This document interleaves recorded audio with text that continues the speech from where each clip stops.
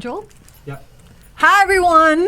Joining us in the studio today is the beautiful Charmaine Marsh. We're going to be chatting about adult child-parent relationships because, can be quite challenging as well sometimes. Hey, man, I've had my fair share. Yeah. Fair share. All right, we're heading on air. We got a cool prize for you from Beer Fest as well, so hang tight. That is right.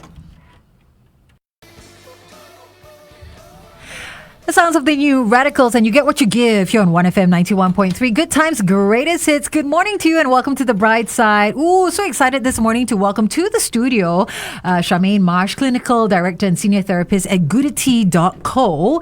And Charmaine specializes in family therapy, behavioral issues, emotional regulation, trauma, self-harm, and a whole range of issues. So good morning and welcome to the studio, Charmaine. Morning. Hi. Good morning. Thanks for joining us. So June is Family Month, yeah? And we were just wondering, why are some adult-child-parent relationships difficult? What causes an adult child to feel triggered while interacting with their parents? Who doesn't struggle with their parents sometimes, right? A lot of this, I think, stems from the fact that, your parents are seeing you from one lens and you are seeing yourself from a different lens, your parents' lens and your personal lens. Your parents will always see you as a child. No matter what career accomplishments you have, what family accomplishments you have, you would be that 15-year-old, 20-year-old that needs that guidance and advice and support, regardless of whatever you've achieved so far. So when you interact with them, they have the tendency to kind of fall back into that, you are my child and I'm going to tell you what to do. I'm going to give you this advice. I'm going to doubt whether you can or cannot do something. And that kind of undermines you and disempowers you. And, you could be a manager, you could be working for years, you could be a mom or dad yourself with 5 kids, 6 kids, or no kids, it doesn't matter. But, all of that counts for nothing when, suddenly you're reduced and brought back to that 15 or 20-year-old self. So that can be very triggering. Oh, that's really interesting. And, because June is like family month, right? I guess that kind of, how people, your own siblings would also see you in that light as well, that you're the younger sibling, and it kind of undermines you as well. I can see how that theme runs across. Interesting. Yeah. Hey, we're on Facebook Live as well, so do join us there at facebook.com/1FM91.3. I need you to see Charmaine because she's just got such a gentle disposition. I mean, one of the things that I know Charmaine for at Goodity Co, they do wonderful things. They do coffee therapy. Is that what it's called? Coffee talks. Yeah. Coffee talks, yeah. So you go to their pop-ups, and recently they were at Scape, last year, and this year you're at... We had a pop-up at the tea house. Okay. And basically people come by, they buy a cup of coffee, but that also comes with 15 minutes of talk time, therapy time. That is a really great concept. Yeah. And love the name response Goodity. was quite positive. It was very overwhelming, I think, at some stage, right? Yeah. It's amazing how much people want to talk. It's just, giving the right opportunity and feeling safe. Yeah. Why do you think that was a popular concept? I think it kind of demystified therapy and didn't make it as imposing as it sounds and not as scary as it sounds. You're just having a coffee and a chat with someone. It doesn't have to be imposing like how we maybe have the idea of therapy in our mind is, oh my God, this is something that's so clinical and scary. It's just coffee over, a chat with someone. Yeah. And people were opening up, talking about they're really opening up. deep issues as well. I think it's because of a hot cup of good coffee. That's what I think. Because I love coffee.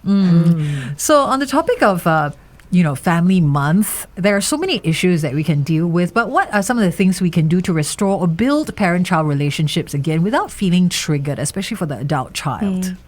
I think the truth is that you will always be triggered.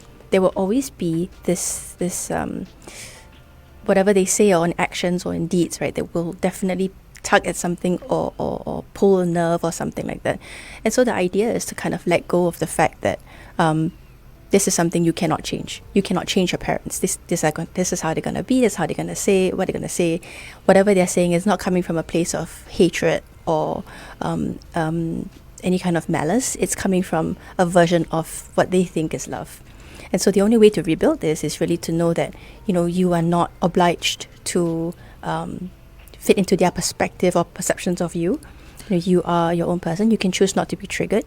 You can choose to regulate yourself. You can choose to say, okay, they've said something to me that really irritates me, but I am going to rise above this. I'm not going to be baited by them. I'm just going to, learn to let go of this, do my yoga, just have a coffee or something, just to regulate and move forward with this despite them being them triggering you in that sense. Yeah. Does it also mean that you, like, through action, you don't have to give in to their requests? Yeah. But I think, in our culture, we are kind of indoctrinated to not say no.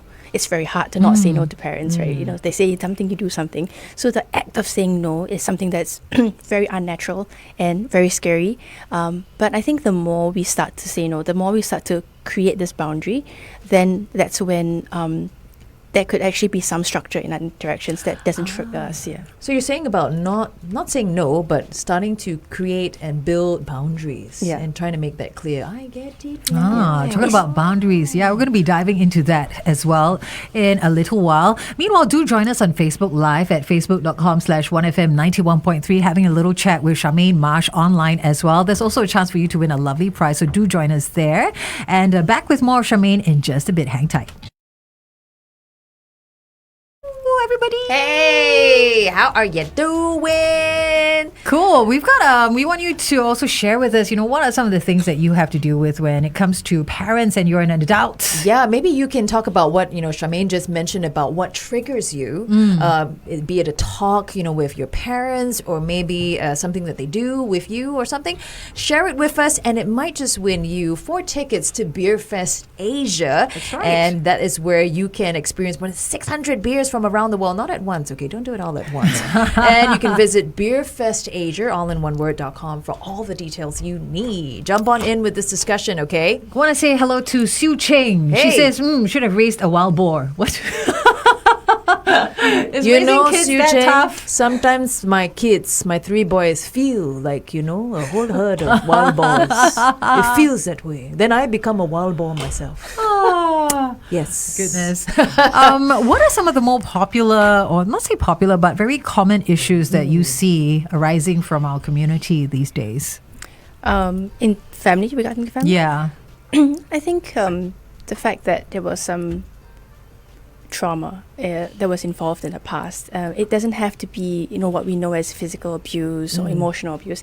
It could just be a psychological thing where, there's a difference in value systems, there's a difference in how we want to be raised and things like that. And as we get older, we realize, like, oh my goodness, all this could have been, all these issues that I'm facing right now could have been dealt with if my parents were not like that, or if I was not raised this way. Yeah. And when we go through therapy, we kind of regress a little bit and go back in time, and a lot of issues that we face now, we are trying to reclaim what our inner child or our younger self wanted. So maybe I wanted some kind of support from my parents, some kind of affirmation, affection, and I didn't get that.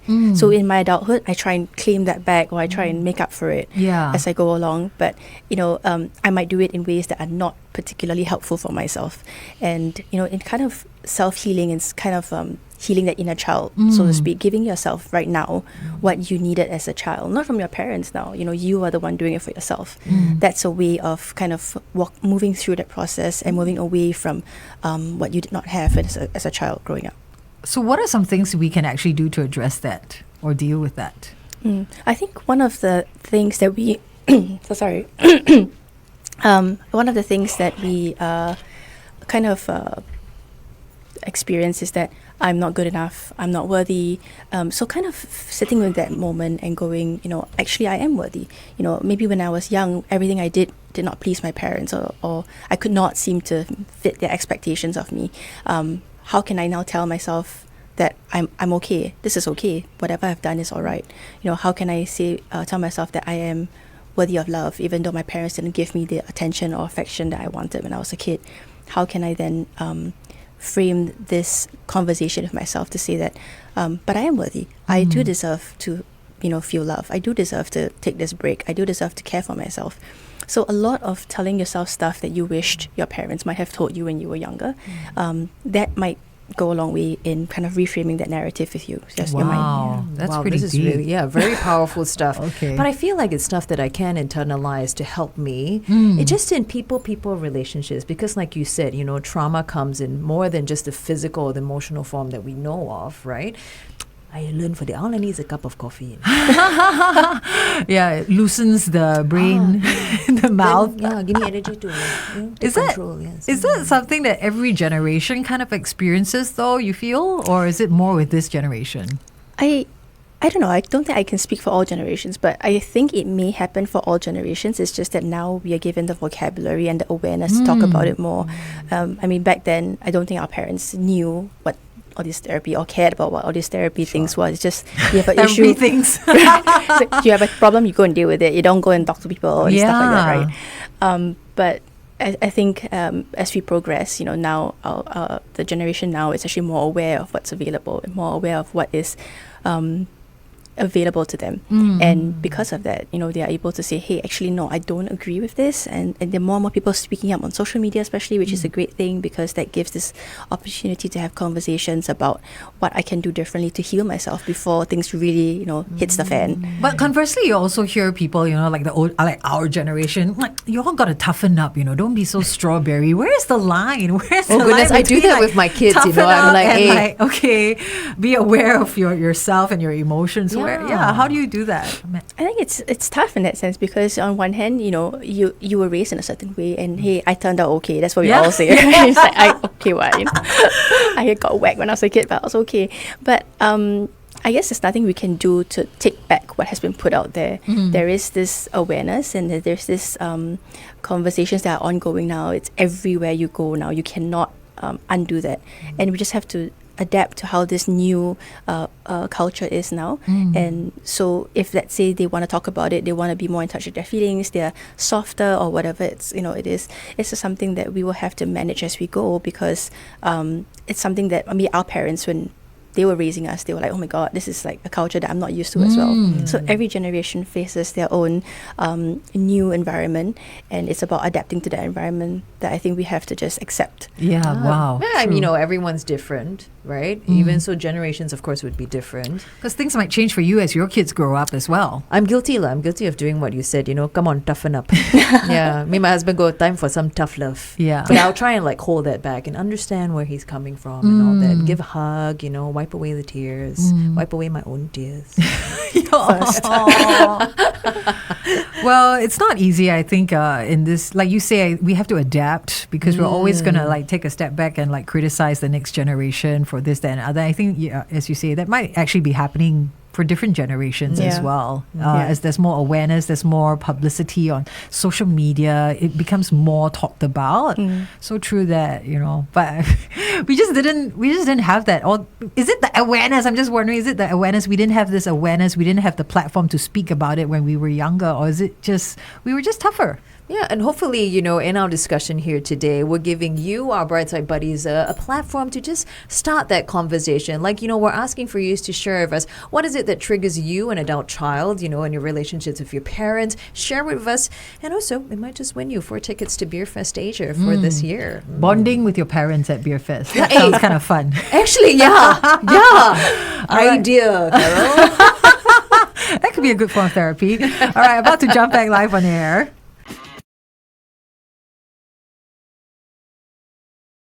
And I know here on 1FM 91.3, Good Times, Greatest Hits. Good morning to you and welcome to the Brightside. You're with Carol and Lavinia. Joined in the studio this morning by the wonderful Charmaine Marsh. And Charmaine is the clinical director and senior therapist at Goodity Co. She's very pretty. She is. So pretty. Bright them with coffee. No, I bet you have the longest queues when there's therapy. You've got your coffee therapy. Everyone wants to. I want to talk to the pretty lady, I want to please. get the pretty lady. They want that one there. So June is Family Month, and Charmaine specializes in family therapy, behavioral issues, emotional regulation, trauma, self-harms, amongst other things. And early on, we talked about how it's establishing boundaries, actually saying no to your parents, that it's okay to sort of stand up and react differently, react outside of how they would expect you to react. So let's talk a little bit more about that. How can we establish these boundaries, which are much needed, right, in this parent and adult-child relationship without that sense of guilt?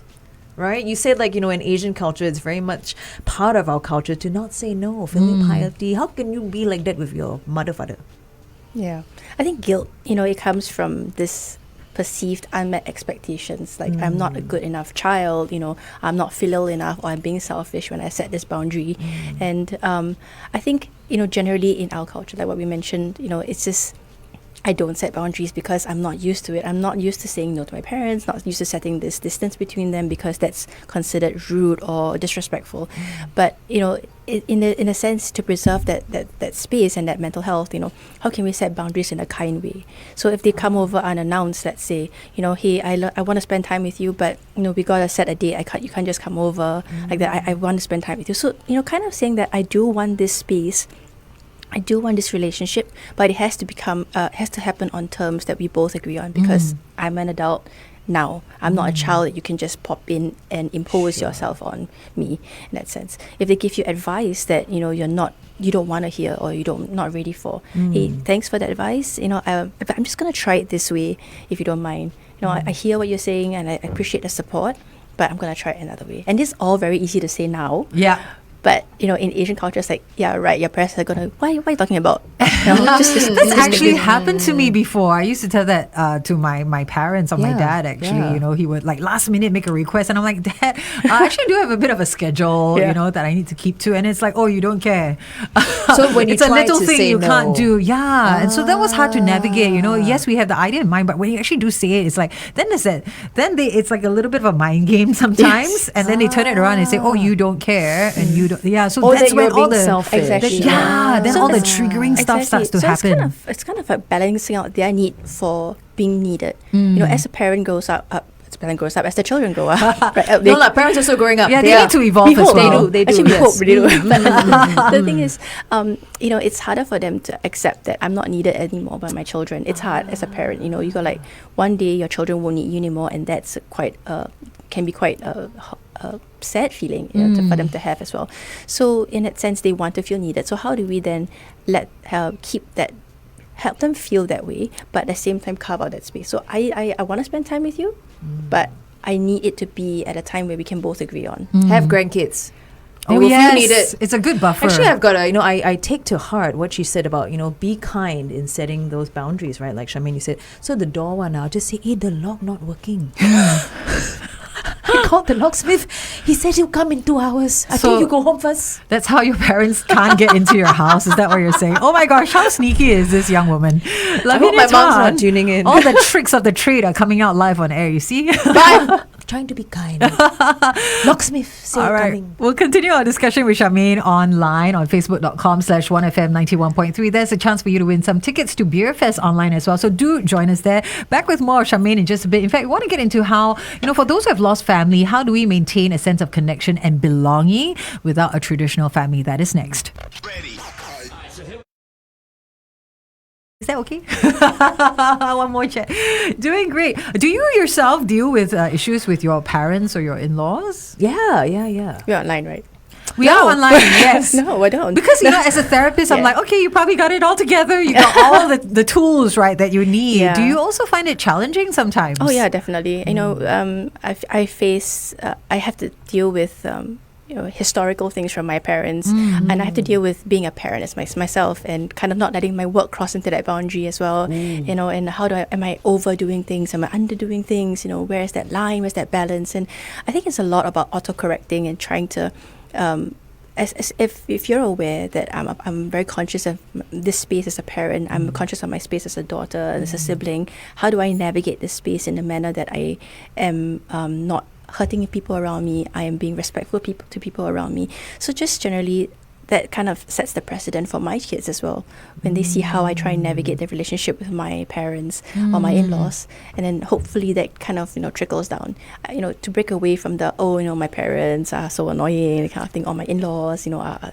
just difficult. If I Wow. can slowly break away from that slowly, I mean it's not going to be immediate, but if we can process that slowly, then that could be a hope that maybe my children might have a different experience of what a parent-child relationship can be in adulthood as well. Yeah, because they're always watching you. They're watching how you talk to your parents and your spouse and your loved ones, right? Yeah, I totally forget that. I mean, because I don't have kids, so I'm like, I don't have to be a role model for anyone per se. No, but your dog is watching. My dog is Boy watching, is watching. yes. And I'm sure he reacts, right? If, you guys are arguing or whatever, right? I'm sure dogs would react. They react to movies. You know what I mean? When there's fighting on screen, they're like, "Rah, rah, rah, rah, rah." You know what I mean? I Yeah, know, so but also brings up the whole sandwich generation thing because you are now a role model for your own kids. They're watching you react, and then you are still a child to your parents. There's just a lot going on. I quit.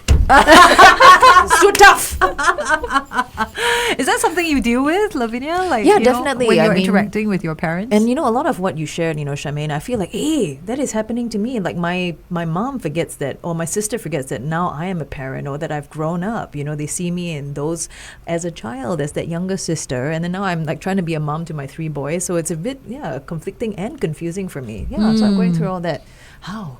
there, My Charmaine is here. locksmith, Ask the her- door is broken. Ask her how. How do you deal with these things? Also on the topic of like siblings, like, I think you touched on a very interesting topic about your siblings sometimes talk to you as if you're still like the little baby or you're still the one that doesn't know very much. Yeah. How does that?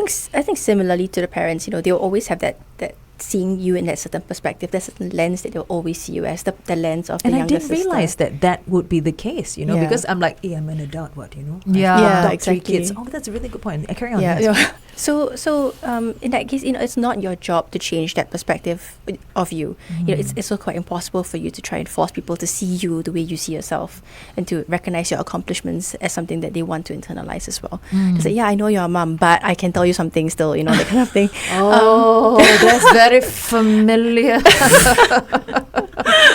Oh boy. Take a moment. but in the end, it comes back to, okay, so if I know I can't change this situation, so how can I manage this in a way that I can, still maintain this sense of balance and mental health in a sense? I don't have to be baited by this. When they say this, it's not because it's a direct personal attack on me. It's more of their perspective of me is this manner, but that doesn't reflect the reality of what I am right now. So it's okay, like any obligations from them to just like, nope, I will do what is right for me. Yeah. It's kind of owning this space that, if you're saying that I'm an adult now, I'm a mom, and I have my own opinions, I have my own values, I have my own ways of how I want to raise my kid, then stand in that ground and say that this is what I want to do. I hear you, I appreciate your advice, and I know you care for me and you care for my kids and etc. But I kind of want to do it this way. It's my space as an adult. And when we claim it, I think that also gives a structure for our family members to say that, oh, okay, she keeps doing this, she keeps setting this boundary. I think she's trying to say something, at some point. Hopefully, Consistent. at some point in our lives by this year. You're just waiting for the epiphany, aren't you? That light bulb moment where they kind of get it, and then you're like, oh yeah, finally the breakthrough is happening. But in that space, it's also regulating when we get triggered, because we will get triggered. Yeah. I can feel those moments, where I got triggered, right? It's just really like this little bit of ache in my chest. Yeah. I'm just like, I've decided another way to be kinder. I will offer them a cup of coffee first. Before I tell them No, the coffee's lock for you. before I tell them the lock is broken. But have a cup of coffee. You can leave it at the door And as well. go home first. Okay, we're about to jump back live on air as well. Okie dokie, remember, comment, tell us about some issues that you deal with your parents as well. Your chance to score 4 tickets to Beer Fest, where you can go and therapize with your family. Yeah, 600 types of beer, yo.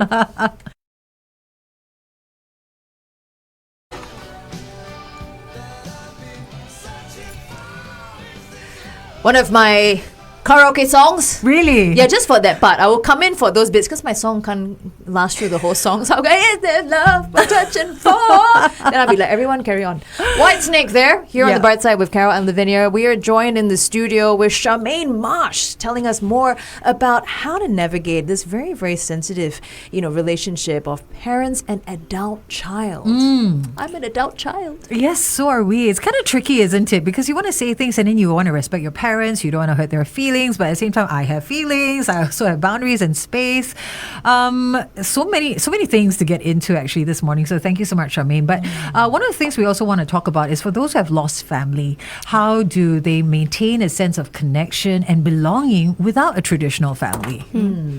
I think one of the things that we want to get from a family is a sense of support and nurturance and essentially a safe space, and if let's say we don't have that opportunity or we don't have the people around us to form that with, or by choice we no longer want to associate with the family we were born with, for it's sad, but at the same time we still need that connection like you mentioned. So the people that we choose to surround ourselves with, do they support the version of ourselves that we want to be? Do they have conversations that nurture us and bring us forward? And more importantly, do we feel safe being able to say no when a boundary is crossed and that kind of thing? So if let's say we can have a family of people who give us that nurturance, that safe space and that support, then that is how we still have that sense of connection, but at the same time despite not having a family. Yeah. Oh, that's very profound. I mean, you've really identified it so well. I think about all my girlfriends, like yourself excluded. Oh, family. Thank you. I feel safe. Family. We are. I like that. The ability to say no and someone respecting your boundary. I think that's very important because sometimes even in your own families, that's not really respected, or it's a hard thing to put across. I think when we say no, there's that fear that, oh my God, am I going to lose my family? Even with friends, if I say no to drinks, am I going to lose that friend? Yeah. And that immediately becomes an unsafe space because we are social beings. We need to have that connection with people. So the minute we say no, and there's that fear of losing someone, then that's not a particularly healthy relationship to begin with. Yeah. Ooh, but that's a very good way for us to decide whether that relationship we're having with that friend or even the family, is it a good one? Yeah. And where do we need to change it, right? The fact that you're afraid to say no, so profound. Yeah. You can say no to me, Carol. Okay. I try not to though. So it's the family month for this month of June. Any advice on how families can continue to grow, evolve, and even overcome challenges together? I think open communication is definitely the main crux of it. You have to be able to talk about things. You have to be feel safe talking about things that, that the opposing views, differing values, differing opinions and things like that. If you feel safe having this conversation, that is the foundation of it. If you can't talk about things that you don't agree with, then it becomes a bit more challenging to have that trust and honesty as well. I think another thing is listening as well, listening without judgment, being able to be heard, knowing that whatever I say to you is going to be okay. You're going to be able to accept it and accept me for all the things I'm going to tell you, and I guess that comes with some kind of emotional maturity as well. Being able to accept views that are different from yours, values that are different from yours, especially with parents. My child is now, contradicting what I taught them. My child is now having a differing opinion. I have to sit with that and accept that. And that's tough because that older generation, I think it's harder for them to then move into that space of, I'm not the know-all and the overseer anymore. I have to accept that this is their space. And it's tough for them as well.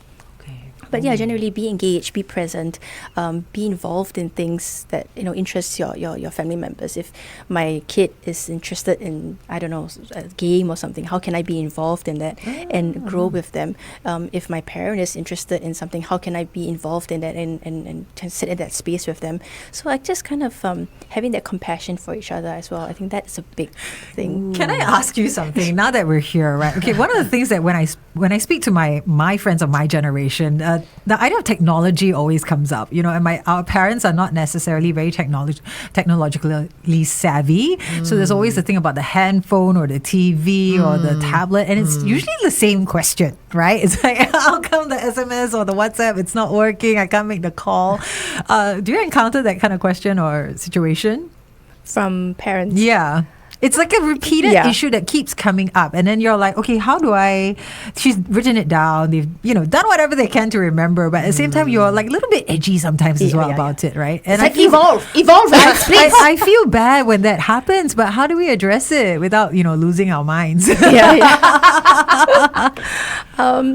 I mean, on one hand, sometimes when it happens, I think, is it their way of reaching out to feel connection with us?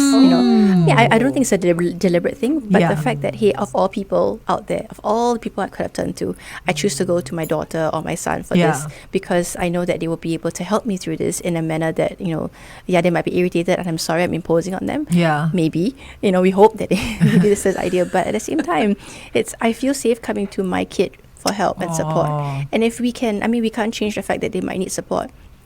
But if we can reframe how we choose to see the situation and understand it like, hey, they feel safe with me, and maybe I can find that space, create that space to be there with them, even though I got like 100 million things going on and I have to talk to you about WhatsApp and Facebook and all that kind of thing. For the 100th Hundredth time. time, the same issue. But it's coming from a space of, again, how can I support them? I mean, they supported me as a child. Yeah. I'm sure crawling and learning to walk and talk and all that was equally Frustrating. infuriating Yeah. sometimes. But how can I then, create that space? Yeah. Thank you so much, Charmaine. That's actually making me quite emotional. You know what you said about they could have called anyone, but they choose to call you. Aww. Yeah, I'm getting a lot of great takeaways from all that you're sharing here today. Things that I will implement. Awesome. Charmaine, where can people find you if they want to look you up and have a chat with you? You can go to our website, Okay. Goodity.co. We actually have a parenting workship that we're going to launch as well on the 24th. Okay. So, Ooh. send your parent people. Your parent people, goodity.co, goodity.co, and you're also on Instagram as Yes, well. These wonderful folks do a great deal of work for our community, so do show them some love, Charmaine Marsh and the team at goodity.co. Thank you so much for our chat this morning, Thank Charmaine. you for having me. Take care. Good time. Greatest hit.